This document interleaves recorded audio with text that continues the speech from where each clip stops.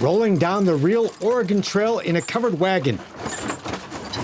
As Today's Wild West visits Casper, Wyoming, we'll check out the National Historic Trails Museum. Step back in time at Fort Caspar. Pretty amazing family. And go shopping at a huge Western store founded 100 years ago. Plus, the beautiful moccasin art of native artist John Murie. It's all next on Today's Wild West. The Wild West. It's still out there. And we'll show you how to find it. This is Today's Wild West. You guys gotta tell your family goodbye. We're gonna not see anybody for a long time. The Oregon Trail, the legendary historic highway of the pioneer wagon trains of the 1800s. Yes, we'll be on the actual Oregon Trail as we go through here. Today, you can ride an authentic covered wagon or ride a horse as an outrider on the same ground where all those wagons rolled, thanks to Historic Trails West. What I really enjoy is giving the people that come out the experience and giving them an opportunity to give a little feel about it. Hop in the wagon, hit the trail, and you quickly realize this was one rough ride. But the fact is, very few pioneers actually rode in the wagons. Most of the men, women, and children walked to lighten the load for their precious oxen, mules, or horses that pulled those wagons, 10 to 15 miles a day for 5 months. That have a tremendous amount of respect for those that made the trip. And then we read in the visitor center that 1 out of 5 women were pregnant when they made the trip, and it just blows our mind. We did the whole thing. In 1993, Morris Carter took 4 wagons on the entire 2,600-mile Oregon Trail. The first 30 days out of the first 31 days were rain, hail, and tornadoes. During the 150th anniversary of the very first wagon train that rolled west in 1843. My mother was a homesteader's daughter that grew up driving teams. Wagon training runs in his blood. My grandfather drove 12 head of horses pulling 2 wagons on what was called a jerk line team. It's often debated just what kind of wagons were actually used back in the day. And so I asked old timers, or they said, whatever you make will be just as authentic as what they did, because many of them made their own wagons. Morris built this wagon and the other 3 he used on the trip to Oregon. And in the heyday of the trail, there were 2,000 wagon makers. Get up there, Mike. And Mike's kind of our lazy got horse. He doesn't like to pull as much, and Jordan, he's kind of the hog. Today, his niece Jamie Forbes holds the reins on our ride. I've helped my uncle for 28 years. So Jordan, he'll pull too much, and Mike don't pull enough. Most of our ancestors come over on the Oregon Trail. Historic Trails West offers 3 to 5 day wagon train overnight adventures that follow the actual trail, complete with a river crossing. Or you can take a 2 to 3 hour day ride. Either way, you'll learn some history about the trail. They'd come in and make a big oval because that's how they made their corrals. So they didn't have to go round them up every morning. There's also an option to stay for dinner, spend the night in a teepee, and learn a little about pioneer cooking with a Dutch oven. And it was called an oven because you had fire underneath, fire on top, and then another one on top of it. So it was actually heating from the top and the bottom. What kind of horses are they? These are Percheron horses. So this is one of the type of horse that's bred to pull. Easy boy. How'd you guys like your trip on the Oregon Trail? Just incredible. Yeah. Unbelievable. A little bumpy. A little bumpy, but very interesting. Mike Jordan, up. Watch it, boys. During the 1800s, an estimated 500,000 people made the dangerous and often deadly trek on the Oregon Trail, where thousands died along the way. They were tough, and they got a lot tougher. But those pioneers also experienced a unique time and place in the history of the American West. The 1843 wagon train wrote about having to wait 2 days for the buffalo to go by so they could continue on. And now you can get a taste of what that was like, riding an authentic covered wagon on the real Oregon Trail. Between 1840 and 1870, about 500,000 men, women, and children went west on the Oregon, California, and Mormon Trail. All of those trails went right through what is today Casper, Wyoming, the perfect location for the National Historic Trails Interpretive Center. All these pioneer trails converged and came right through where we are here today. 500,000 people heading west. You won't just learn that Western history here, you can actually experience it. Like pulling a Mormon handcart across the plains. Imagine the sand in your eyes, okay? And again, is it flat outside? Is the terrain rough? Y'all right? Or make a dangerous river crossing on a covered wagon.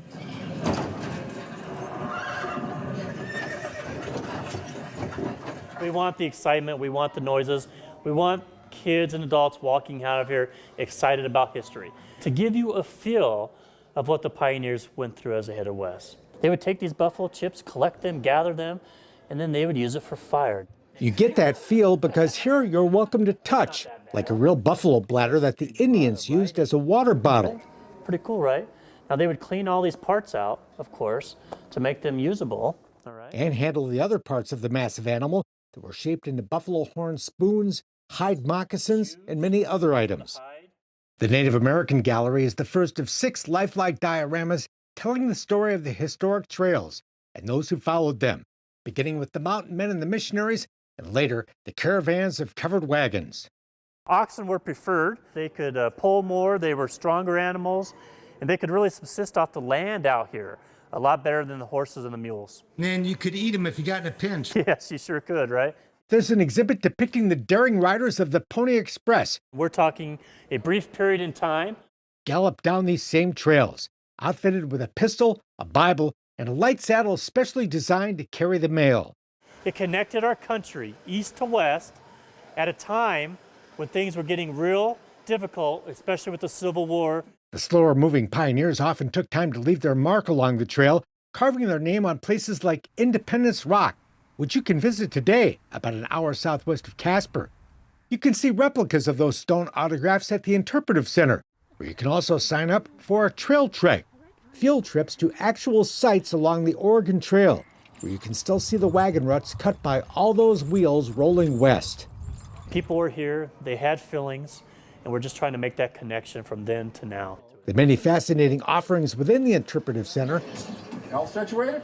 Yep. All right, Charlie, Dan, let's go. are designed to jumpstart your interest in this epic chapter of Western history, those legendary trails of the Old West. It's definitely important to remember because we learn from our past, and we want to keep that history alive. And there's an added bonus. Admission is free. Casper actually began as Fort Caspar, where the Old West comes back to life every summer.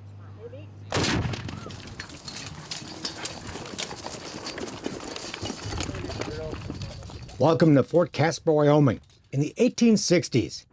Strike. Develop. Recover. Soldiers drill. The cavalry trains. 3, 2, 1, fire! And the artillery practices. What we're hoping is to give people just a little bit of a glimpse of what life would have been like during the 1860s when people were living out here. On this hot summer weekend in the 21st century, Pressure. I got pressure. Wyoming's Fort Caspar Museum is hosting Casper Collins Day. Today's Fort Caspar looks pretty much like the one that stood here back in the 1860s. That's because the reconstruction was based upon the blueprints left behind by the man the fort is named for, Lieutenant Casper Collins. Casper Collins was a pretty good artist and draftsman. Collins was a 20-year-old in the 1860s, a second lieutenant in the U.S. Cavalry, stationed at this remote army post near a critical Oregon Trail wagon bridge over the North Platte River. And in his spare time, Collins drew blueprints of the fort that were used to recreate it in 1936. So in 1936, they had an 1864 blueprint. So I know where the windows were, where the doors were, where the fireplaces were. This is exactly what was here, and we are on the original location. Take a peek inside the buildings, and they're all furnished as they would have been in the 1860s. And this is a nice site. It's great fun for reenactors. This really is. I like coming here. the buildings here. Sometimes we get to live inside the buildings. So it kind of steps me back to 1866. So, strike, develop, recover. Robert Cuevas plays the sergeant leading his soldiers through the Army's 19th century bayonet drills. When you actually put the uniform on, you become part of history. And so you kind of, for a very short period of time, feel what they felt. And so it makes those books, those journals, and everything from them from back then come back to life. Look at your chest, right there. Form on me! Elsewhere on the post, the cavalry trains. This is just some of the basic drills they did. Just kind of a day in the life of a cav trooper out west. Gallop! March!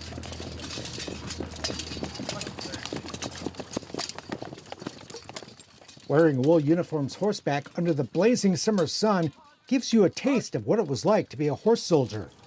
Forward! Guard! Oh! That's what we do. So cool. The only way to remember history is to tie emotion to history. And so the way to do that is to feel the fabric and to sit in the saddle and to smell the sweat from the horse and the tools and the equipment they used more than 150 years ago. You're smelling the sweat today, huh? Oh, yeah. Feeling the sweat. Feeling the sweat. Shooting cannons is fun. Steps away the artillery practices with what's commonly called a cannon, but more accurately known as a field howitzer. So that's a real working howitzer. Oh, yeah. Yeah, it does everything the originals did. Well, let's go over the implements that we use. These are not simple to operate. So there's going to be debris that's left in the bore from the powder bag. So what you want to do is you run this down, then you're going to spin it around, and you're going to pull the debris out. So then we would take the sponge.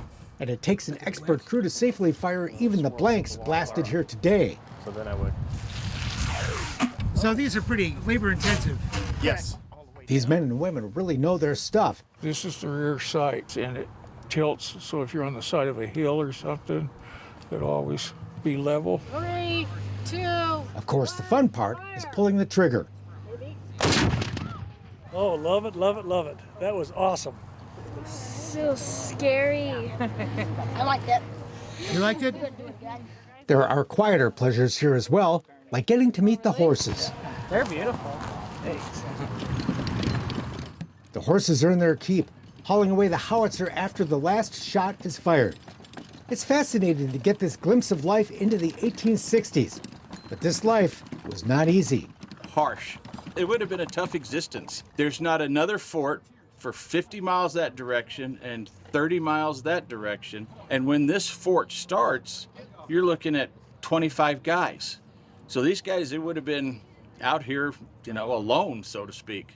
And the men stationed here were in the Army, in a war with the surrounding Indian nations, fighting to preserve their very way of life. Summer of 1865, there was trouble between the Army and the American Indians all up and down the trail, all around, as a direct result of the Sand Creek Massacre the previous winter. Casper Collins was killed July 25, 1865, during an Indian attack on the small detachment he led to protect an incoming wagon train carrying supplies to the fort. The wagon train was attacked that afternoon, and only 3 of its 25 men survived. As a result of the young lieutenant being killed, the Army changes the name of this fort from Plattbridge Station to Fort Caspar, using his first name because there's already Fort Collins that was named after his dad. And in the process of doing that, they spelled his name wrong, which is why you see the difference in spellings between the Casper now, C-A-S-P-E-R, and the museum, which is C-A-S-P-A-R. The Indian Wars are, of course, long over, and the fort now stands within the modern city of Casper, Wyoming. Forward to walk. March. But for one weekend in July, Fort Caspar comes back to life. 3, 2, 1, fire! Providing a unique opportunity to step back in time and into a different world and experience the living history of the American West. There's your Levi 501 shrink to fits. There are 10,000 pairs of jeans. Size 60 by 30. In every size you can imagine. That's a 29 by 44. I have it in regular fit and slim fit. If I can't fit you, I don't know that you could be fit. And if I don't have it, and they make it, I'll get it for you. Welcome to Taubert Ranch Outfitters. Oh man, I got over 10,000 pair of jeans, probably more than that. I got 10,000 pair of boots, so men's, women's, and children's. So jeans, I don't know. Maybe one of these days when I have time, I'll count them. 9 floors of virtually any kind of Western wear and cowboy gear you can think of. You find bigger boot stores and maybe bigger hat stores, but a complete Western store that carries men's, women's, and children's and tack and saddlery, I think there sure wouldn't be many. This third-generation family business, an institution in downtown Casper, Wyoming, began more than 100 years ago in Germany. This would be my grandfather right here. Where young Kurt Taubert dreamed of going to America and being a cowboy. He ran away from home, and I think he was 14 or 15. Born in 1890, Kurt was working on a cargo ship as a 16-year-old, sailing to Africa and other ports before finally arriving in America in 1910. From New York, he got on a prairie schooner, headed to Wyoming, and he got off and worked for the Swan Land and Livestock Company, a big outfit back in that time. But the adventurous young man soon launched his own outfit in Fort Laramie, Wyoming. That was started in 1919. C.W. Taubert Hardware and Implements. Guys sold turpentine and gloves, harnesses, whatever it took. When C.W.'s son Lou returned home from World War II, the two became partners, moved the store to Casper, and gave it a new name. Taubert Ranch Outfitters opened in 1947, prospered, and grew. Down the line, we bought this old department store that was next to us here and broke a hole through the wall. And we kept expanding. I grew up as a little girl at 5 years old, coming to work. Lou and his bride Pauline had 6 kids. We would straighten the jeans, empty the trash. Who all grew up in the business. Helping my dad and my mother. Run it today and wouldn't have it any other way. We are so blessed. We love what we do. Their dad passed away in 2000 at age 82. But his presence is felt here every day. I think about him all the time. Up there he is. He's watching over all of us here. Yes. We met Pauline when she was about to turn 98. Still going strong, still going to work every day, as are her children. I don't know which good-looking cowboy is me. Who speak often of their father. But our dad had us dressed to the nines. And love running the family legacy he left them. I still drive this. Drove it to work this morning, this 1959 Ford pickup truck. It's all about merchandising, and I feel like I got that gift from my father, and I love to do the windows. Remember store windows?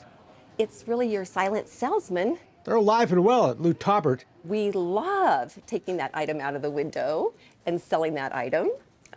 It's really fun. It's been here as long as I've been here, and it's got great selections and great products. This family business is refreshingly old school.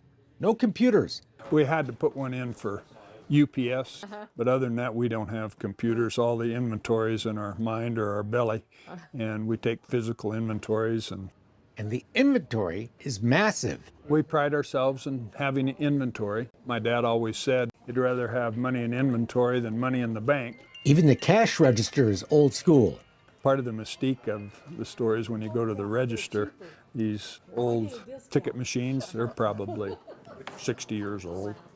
There is a website, but you can't buy anything on it. We have no desire to sell online. It's a completely different business. We love the hands-on, the customer service, touch, feel, get to enjoy the person, get to know that person, count change back to them, and see the rewards of them finding and selecting the perfect purchase. Taubert is all about the personal touch and the personal fit. Our theory in our boot room is to try and fit boots other than sell them. Doesn't matter what you pay for a pair of boots. If it doesn't fit, it's not worth it. I think it's real important that a person get fit right. You know, to get fit right, you need to have the foot here. Even their advertising is decidedly low-tech. Billboards along Interstate 25. But they really work. So I bet I could look around, I can tell who might be from out of state, and I'll ask them what brought them in. I say, oh, your billboards did. For all the old school business techniques, this is a happening place. We stopped by on a summer weekday morning, and the store was bustling with customers. We are jam-packed, but we are so blessed that people want to come to Wyoming. A lot of great local customers, but then we also have people from all over the country. I-25 is on the way to Yellowstone, and those billboards I told you about, bring them into town, and when they get here, I think they enjoy it. They enjoy the whole community. I feel like we're the salt of the earth here. Honor, respect, enjoy the friendships, helping one another. It's a beautiful, beautiful country. Wyoming's wonderful, wonderful Wyoming. And the spirit of this family that runs this place is warm, welcoming, and infectious. We all get along pretty well. It's a pretty amazing family. I guess our dad and mom brought us up right. We don't seem to have any problems. Plus, this is a very cool store. There's something for everybody in the store. Something for everybody, yes. For the ladies, there's Cowgirl by Lou Taubert. I don't know of anybody that devotes 5,000 square feet to a really nice ladies' Western department. You don't even have to be totally Western to shop up here. We have a lot of mainstream gift ideas, beautiful blouses, great denim department like you won't even find anywhere. There's an entire floor for the working cowboy. Head stalls, bits, tack, saddles. Billy Cook has been my saddle of choice. Chaps and ropes. More or less I trade them. Even used ones. A lot of tourists like them. A lot of these guys wear ropes out. I always joke with them, if they can't catch with them, they bring them in and think it's the rope's fault. Downstairs, there's an immense selection of cowboy hats. We carry over 100 styles of hats. With an expert who can shape that new hat any way you like. Looks pretty good. Plus, a fun kids department and outdoor gear as well. Different type of customer, but it doesn't mean that a cowboy is not going to want a pair of hiking boots. In a century-old business that's always being tweaked and improved. Underneath the carpet, we found the old maple hardwood floors, so we've redone that. A living legacy of that courageous grandfather and a beloved dad. He didn't have a lot of pleasures. He didn't play golf. He didn't go on vacations. His pleasure was being at work, trying to make it better. He liked what he did, and he worked hard.